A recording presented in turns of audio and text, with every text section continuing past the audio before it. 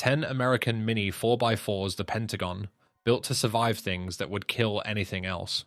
Some carried wounded men out of jungles. One is a jeep that turns into a boat. One nearly got airdropped into combat by parachute. By the time we reach number 1, you'll understand why the smallest vehicle on this list might be the toughest one the US military ever built. Let's start with the one everyone thinks they already know. Number 10. Willys MB/Ford. GPW Jeep. Every 4x4 on this list owes its existence to this one. Before the word Jeep meant anything, the US Army sent specifications to over 100 manufacturers in 1940, and only 3 companies actually answered the call: American Bantam, Willys Overland, and Ford. Bantam built the first working prototype in just 49 days, but Bantam didn't have the factories to build it at war scale. So the government handed Bantam's own blueprints to Willys and Ford, and told them to start producing. Willys refined the design into the MB, powered by the Go Devil engine that made it the strongest quarter-ton vehicle of the bunch. When Willys couldn't keep up with wartime demand alone, Ford was brought in to build an identical version under license, called the GPW, with the W standing for Willys. The two are so close to identical that most of their parts interchange, and the easiest way to tell them apart is checking whether the front frame crossmember is round or square. Together, Willys and Ford built more than 640,000 of these vehicles before the war ended, an output number that still stuns people who assume something this small could never be mass-produced at that scale. It went ashore at Normandy, it crossed the Pacific, and Soviet troops received over 50,000 of them through Lend-Lease. It carried radios, machine guns, wounded soldiers, and generals, sometimes all in the same afternoon. What makes it overbuilt isn't raw power. 60 horsepower barely qualifies as quick even by 1940 standards. It's the fact that a vehicle designed in months, using the blueprints of a company too small to build it, became so mechanically sound that surplus units were still doing farm work and backcountry hauling decades after the war ended. This is the vehicle every other Jeep, every off-roader, and every Mini 4x4 on this list is quietly trying to live up to. Look closely at a surviving MB or GPW today, and you'll notice details that read as almost obsessively practical. A fuel filler cap tucked under the driver's seat to reduce fire risk, blackout-capable lighting for nighttime convoy movement, and a folding windshield low enough to duck a low-hanging branch or enemy fire. None of it was flashy. All of it was designed by people who assumed this vehicle would be driven by exhausted 18-year-olds in the worst conditions imaginable, and it needed to forgive their mistakes. 80 years later, it still shows up at D-Day anniversary events every June, running on largely original mechanicals, which might be the single best argument for overbuilt this entire list has to offer. Did your family have a World War II veteran Jeep story? Comment your grandfather's unit or theater. Number 9. Dodge WC 51/52. If the Willys Jeep was the Army's scalpel, the Dodge WC series was its sledgehammer, and this 3/4-ton weapons carrier was the workhorse that did the jobs the Jeep physically couldn't. Nicknamed the Power Wagon of World War II by the collectors who restore them today, the WC 51 and WC 52 look almost identical, but there's one critical difference. The WC 52 carries a 7,500-pound front-mounted winch and a longer frame to hold it, while the WWC 51 does without. Designed in April 1942 as an evolution of the earlier Dodge WC series, this 3/4-ton 4x4 was built to haul troops, ammunition, and equipment across terrain that would strand anything smaller. In 1944 alone, Dodge built over 63,000 WC series vehicles, and by the time production wound down, the company had turned out more than 250,000 examples across dozens of variants, sharing this same rugged chassis. That chassis became the platform for an entire family of vehicles: ambulances, command cars, signal trucks, even a 6-wheel drive troop transport. But the base weapons carrier remained the backbone, hauling supplies through Normandy hedgerows and North African sand with equal indifference. Soldiers didn't baby it, and it didn't ask them to. The overbuilt part isn't just the size, it's the drivetrain philosophy. Dodge engineered the WC-51/52 with a live beam axle suspension and a 4-speed transmission, tough enough to survive the same abuse the Jeep couldn't handle, then kept refining variants of it for decades afterward. Some of its design DNA carried straight through into Dodge's post-war civilian power wagon line, a truck still recognized today as one of the toughest 4x4s a civilian could buy. When your wartime military truck becomes the blueprint for a beloved civilian off-roader, that's not an accident. That's over-engineering paying dividends nobody asked for. Collectors today still call it one of the most popular World War II vehicles to restore and drive, right behind the Jeep itself, and that popularity says something about how well it was built in the first place. Unlike lighter vehicles that got worked to death and scrapped, a meaningful number of WC-51s and WC-52s survived intact enough to still be running on public roads 80 years later, weekend warriors instead of museum pieces. That's a truck engineered not just to win a war, but to still be worth driving generations after the war it was built for ended. Beyond the base weapons carrier, the same chassis quietly became one of the most reused platforms in the entire wartime inventory. Ambulances, command cars, radio trucks, even a stretched 6x6 troop carrier, all traced back to this one design, meaning a single, well-engineered chassis did the work of half a dozen specialized vehicle programs. That's what overbuilt looks like applied to logistics instead of raw toughness. Build one thing strong enough, and let it carry an entire vehicle family behind it. Which surprised you more, the WC-51 or its civilian power wagon descendant? Comment which one you'd want to own. Number 8. Ford GPA Seep. Picture the standard Ford GPW Jeep, then imagine someone at Ford asking, what if this could also be a boat? That question became the Ford GPA, nicknamed the Seep, short for Sea Jeep, and it's one of the strangest overbuilt vehicles the US military ever fielded. Developed by Ford in partnership with naval architects Sparkman and Stevens, a yacht design firm better known for building sailboats than army trucks, the GPA took the standard Jeep drivetrain and wrapped it in a welded steel hull. It kept the 4-wheel drive system and the familiar 60-horsepower 4-cylinder engine, but added a propeller driven off the transfer case, a rudder, a bilge pump, and a wheelbase stretched 4 inches longer to fit the boat-shaped body around it. On land, the extra 800 pounds of steel hull made the GPA sluggish compared to a standard Jeep. In the water, low freeboard meant it struggled in anything rougher than calm rivers and lakes. Soldiers who used it in combat were rarely fans, and reports from the field were blunt about its limitations. But here's the overbuilt twist. Despite disappointing troops in nearly every theater it served, the GPA never actually failed at its core engineering challenge. It genuinely could drive off a beach, swim across a river, and climb back out onto dry land under its own power, using nothing but Jeep parts and a hull shape borrowed from sailboat design. Over 12,000 were still built and shipped to every major theater of the war, including the Eastern Front, where Soviet forces under Lend-Lease actually rated it favorably enough to reverse engineer their own post-war copy, the Gaz-46. The GPA's real legacy isn't its combat record, which was mixed at best. It's proof that Ford's engineers could take a 4x4 built for dirt roads and turn it into a functioning amphibious vehicle inside months, using wartime parts bins and yacht design math. 12,778 of these odd little boats rolled off the line, and the ones still surviving today are some of the rarest and most sought-after military vehicles in the collector world. Inside the cabin, the driver faced no fewer than 5 separate control levers: standard gear shift, 2-wheel or 4-wheel drive selector, high and low transfer case range, propeller engagement, and the front-mounted capstan winch, all crammed into a cockpit barely bigger than the standard Jeep it was based on. GPAs first saw combat during the amphibious landings on Sicily in September 1943, driving off landing craft into the surf under fire, which exposed the design's real-world limitations almost immediately.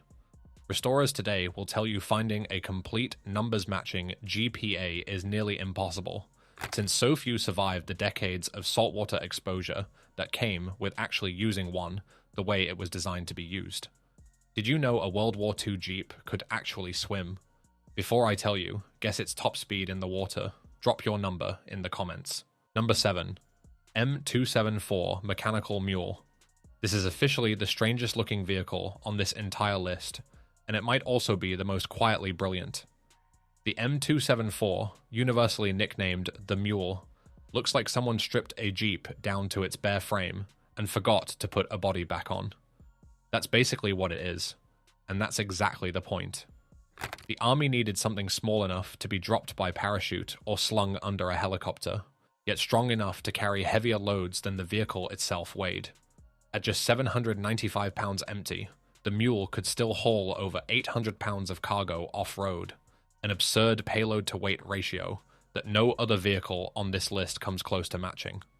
The driver could sit on it, walk alongside it holding a detachable steering tiller, or even lie flat and drive it from a prone position if enemy fire made sitting upright a bad idea. 4 different manufacturers built 6 variants of the Mule between 1956 and 1970, and it became a fixture of the Vietnam War, where it carried ammunition, strung communication wire, evacuated wounded soldiers on stretchers, and even served as a mobile weapons platform for recoilless rifles and tow missiles. Its top speed topped out around 15 to 25 miles per hour, depending on the version, which sounds unimpressive until you remember that speed was never the mission. Survivability and payload were, and on both counts, the Mule delivered. The overbuilt engineering shows up in details most people never notice. Every wheel had shackle points for helicopter lifting. The entire platform could be flipped onto its side for field maintenance without special equipment, and the frame and body were made of magnesium alloy to keep weight down without sacrificing strength. Vietnam was brutal on equipment, and roughly 5,000 mules never made it home. The ones that did kept serving into the 1980s, nearly a decade and a half after the last one, rolled off the production line. Small, ugly, and nearly indestructible. That's the Mule in 3 words. The Mule's origin story traces back even further than its 1956 introduction, growing out of a World War II era concept called the Jungle Burden Carrier, patented by a Willys engineer who understood that the next war would need something that could go where trucks couldn't, without needing a trained driver at all. That philosophy shows up in the Mule's simplicity. No doors, no roof, no windshield. Nothing to break except the parts that actually matter for moving cargo. Even the engine choices reflect it, evolving from a 4-cylinder to a simpler, easier to maintain 2-cylinder design across later variants, because in the field, fewer parts means fewer ways for something to fail when it matters most. Guess the Mule's payload capacity versus its own empty weight before revealing the number. Most people wildly underestimate it. Number 6. M1161 MUTT. Say the word Jeep to most Vietnam veterans, and this is the vehicle they picture, not the World War II original. The M151, officially the Military Utility Tactical Truck, or MUTT, was Ford's answer to a 1951 Army contract asking for a quarter-ton 4x4 that could finally replace the aging M38 and M38A1 Jeeps left over from Korea. Ford spent nearly the entire decade of the 1950s designing and testing it, and the result was a genuinely different vehicle underneath the familiar Jeep silhouette. Instead of the traditional body-on-frame construction every Jeep before it used, the M151 employed a unibody, or monocoque, design borrowed from passenger car engineering, paired with independent coil spring suspension on all 4 corners. That made it roomier, smoother riding, and lighter than its predecessors, while somehow still tough enough to survive over 2 decades of continuous production between 3 different manufacturers. Production ran from 1959 all the way to 1982, an unbroken 23-year run that outlasted the combined production spans of the World War II, Willys MB, Ford GPW, M38, and M38A1 put together. Over 100,000 units rolled off the line, serving as the definitive American military vehicle of the Vietnam War, hauling troops, radios, and machine guns through jungle terrain the World War II Jeep was never designed to handle. The independent suspension came with a notorious downside. Early versions had a genuine rollover problem on hard turns that took the Army years and multiple redesigns to fully correct. But here's the overbuilt payoff. Even with that flaw, the basic MUTT platform proved so mechanically sound that examples remained in active US military service into 1999, and it saw duty with Allied forces from Canada to Israel to the United Kingdom. A vehicle designed in the Eisenhower era was still rolling through NATO deployments as the Y2K panic hit. That's not luck. That's a chassis built to outlive its own replacement program more than once. Because the M1161 was never widely released onto the civilian surplus market, the way the World War II Jeep eventually was, it stayed a working military tool for its entire service life, rather than becoming a weekend restoration project. 3 separate manufacturers built it across 3 separate decades: Ford, Kaiser Jeep, and AM General, each one inheriting a design proven enough that nobody felt the need to reinvent it. When a single chassis survives being handed off between 3 different companies without a fundamental redesign, that tells you the original engineering got something very right the first time. Anyone here actually driven or restored a real M151, especially veterans? Share your experience with the rollover quirk in the comments. Was it as bad as its reputation or overblown? Number 5. Fast attack vehicle. Every vehicle up to this point on the countdown was built for war by traditional military contractors. This one started life as a civilian dune buggy company, and that origin story is exactly why it works. In the early 1980s, the Army's 9th Infantry Division stood up something called the High Technology Light Division, given unusual freedom to invent new doctrine and new equipment from scratch. One of the things they invented was the fast attack vehicle. Chenoth, a company that built sandrail dune buggies for civilian desert racing, delivered the first 120 FAVs to the Army in 1982. The concept was almost absurdly simple. Strip weight down to almost nothing, mount a powerful rear-engine Volkswagen Flat 4, and build a chassis that could hit 30 miles per hour in about 4 seconds while carrying machine guns, grenade launchers, or even tow missiles. Early tests tried mounting recoilless rifles too, but the recoil was strong enough to flip the lightweight buggy, so that idea got scrapped fast. By the late 1980s, the Army had shifted toward the Humvee for general-purpose use, and the FAV program looked like it might quietly fade away. Instead, it found a second life with Special Operations Forces, and in 1991 it earned a new name and a legendary reputation: the Desert Patrol Vehicle.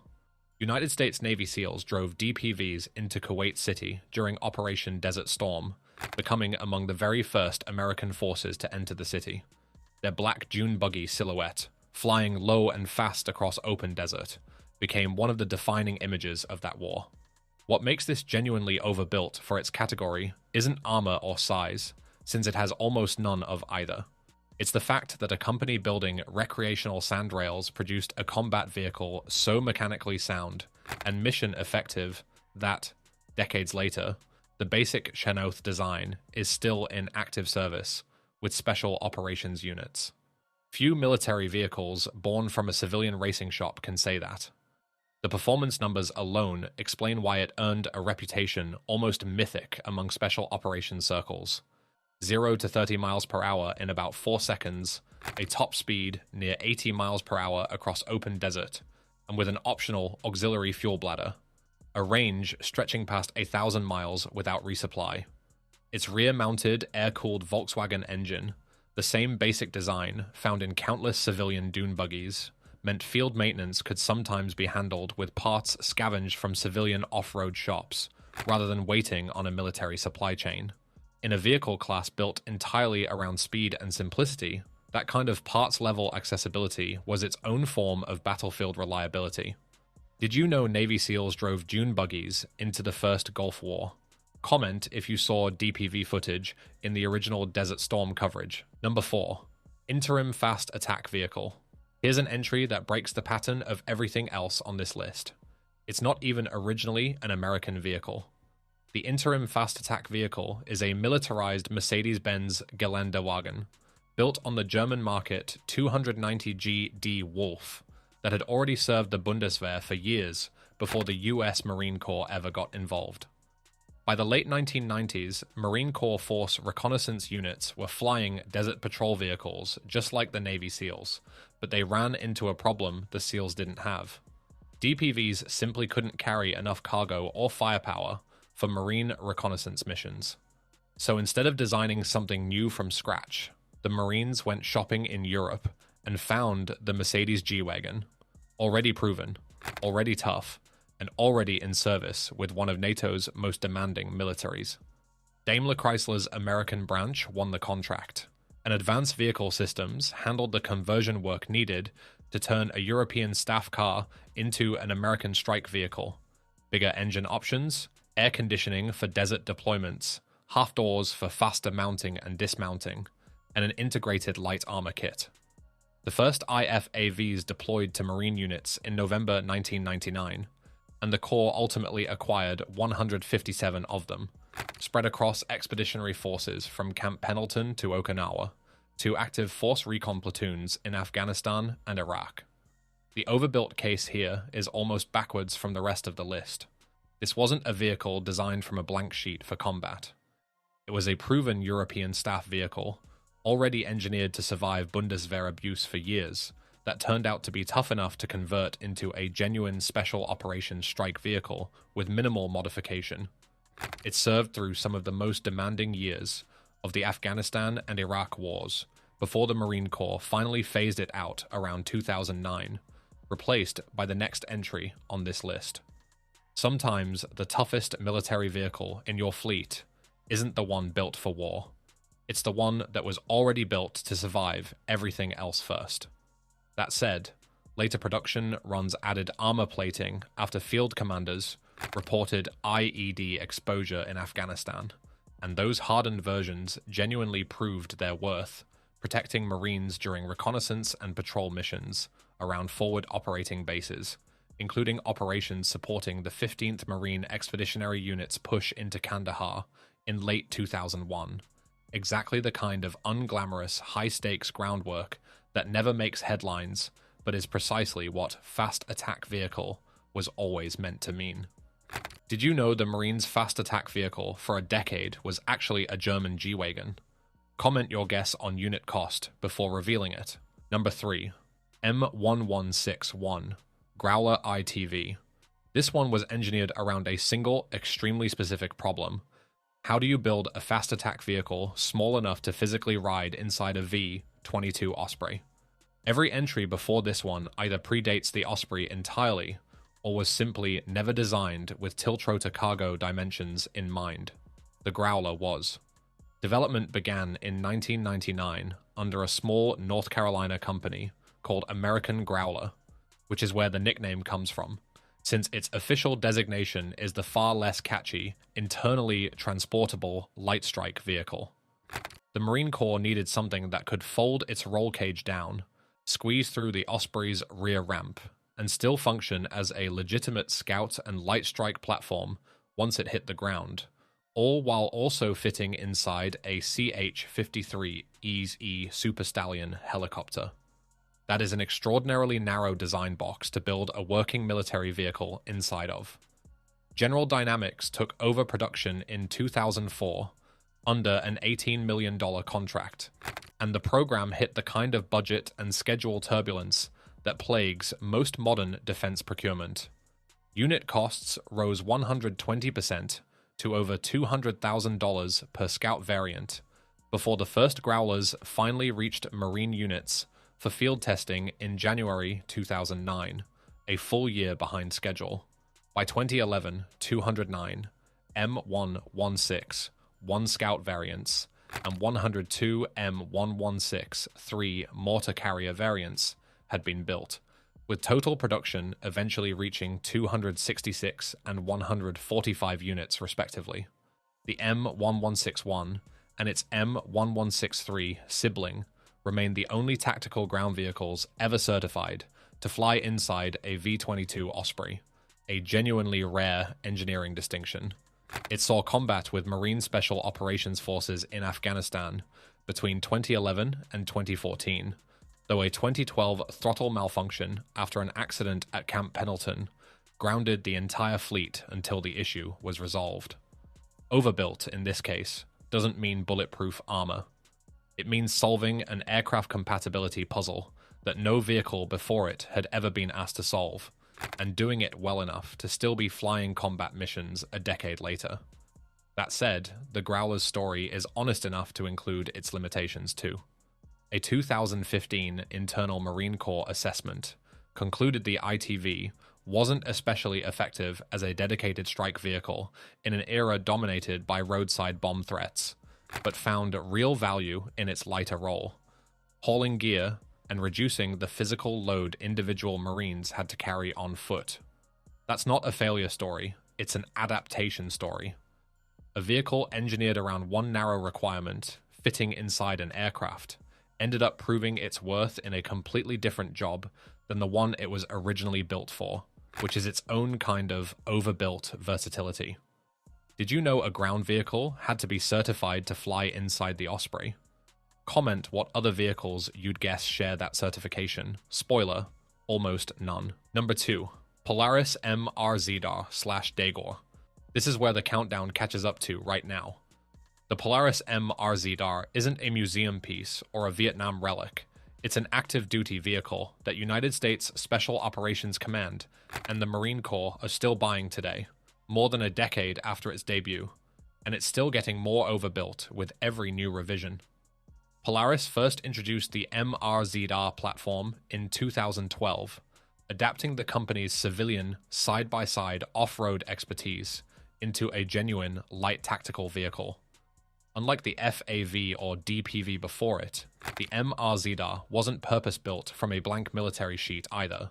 It grew out of Polaris's recreational RZR line, proof that some of the toughest military Mini 4x4s on this entire list started life as something a civilian could buy off a dealer lot.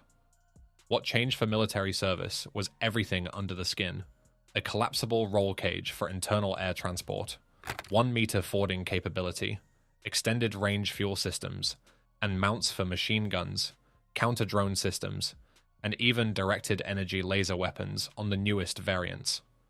Alongside the MRZR sits its heavier sibling, the DAGOR, an ultralight combat vehicle Polaris debuted specifically to fill a gap between the nimble MRZR and larger tactical trucks. Both platforms shared the same design philosophy: strip weight aggressively, maximize air transportability, and keep the maintenance and logistics footprint small enough that a 2-person special operations team can service the vehicle themselves in the field. Today, more than 50 allied militaries around the world operate MRZR variants, and Polaris continues rolling out upgrades like the diesel-powered MRZR Alpha, developed specifically for US Special Operations Command's light tactical, all-terrain vehicle program. What makes this the strongest, still overbuilt today story on the entire countdown is simple. Every other vehicle on this list eventually got replaced. The MRZR and DAGOR are the replacement, still evolving, still in production, and still being handed keys to operators heading into active conflict zones as recently as this year. Recent contracts show exactly how far the platform has evolved past its dune buggy adjacent routes. Nations across NATO and beyond have placed fresh orders for the newest diesel MRZR variants just within the past year, replacing aging fleets of other light tactical vehicles entirely. Modern MRZRs can now be fitted with counter-drone systems and even directed energy laser weapons, capabilities nobody could have imagined bolting onto a vehicle this size back when the FAV first proved dune buggy engineering belonged on a battlefield 40 years earlier. The Mini 4x4 concept that started as a stripped-down Jeep in 1941 has come full circle into some of the most technologically advanced light vehicles in any modern arsenal. Which era of vehicle on this list would viewers rather have in the field today? World War II toughness or modern MRZR tech? Comment your pick. Number 1. M422. A1 Mite. Every vehicle on this countdown has been building toward this one, and it might be the single most overbuilt for its size machine the American military ever fielded. The M422A1 Mite weighs just 1,700 pounds. That's lighter than most modern compact cars, and roughly a third the weight of the Willys Jeep that opened this list. Yet the Marine Corps designed it to survive being dropped underneath a helicopter, driven through water deep enough to swallow a man, and to virtually eliminate rollovers through one of the strangest suspension designs ever put into military production. The concept traces back to 1946, making the Mite the first entirely new Jeep design conceived after World War II, developed by a team that included 4 of the original Bantam engineers who'd worked on the very first prototype Jeep. After more than a decade of prototypes, including one competitor with an engine so poorly designed its exhaust corroded straight through the frame, American Motors won the contract and built the first 250 test units in 1958, following rigorous field trials. Full production began in 1960 with the original M422, riding on a compact 65-inch wheelbase. After just over 1,000 units, AMC introduced the improved M422A1, stretching the wheelbase 6 inches longer and adding reinforcements that made it more stable at speed. This upgraded version made up the bulk of total production, 2,672 units out of the 3,922 Mites ever built, before production ended in 1962. Everything about it was engineered around one brutal constraint: helicopter airlift weight limits. Its entire body was aluminum. It could ford 21 inches of water standard, or 60 inches with a snorkel kit installed. And in a detail almost nobody else on this countdown can claim, the driver could reposition the steering column to operate the vehicle while crouching or lying flat under fire. Vietnam-era helicopters eventually grew powerful enough that the Mite's tiny size stopped mattering as much, which is the real reason production stayed limited. But pound for pound, nothing else on this list, and arguably nothing else the US military has ever built, packed this much genuine battlefield engineering into 1,700 pounds of aluminum and stubbornness. Its suspension design alone deserves the last word here. Fully independent front and rear, mounted on leaf springs with leading arms, it was engineered specifically to make the Mite nearly rollover proof, solving a problem the M1161 MUTT never fully cracked despite decades of Army redesign attempts. A small team working around a strict helicopter lift weight budget managed to out-engineer a much larger, better-funded program's suspension geometry almost by accident. That's this entire countdown distilled into one machine. Overbuilt doesn't mean biggest or best funded.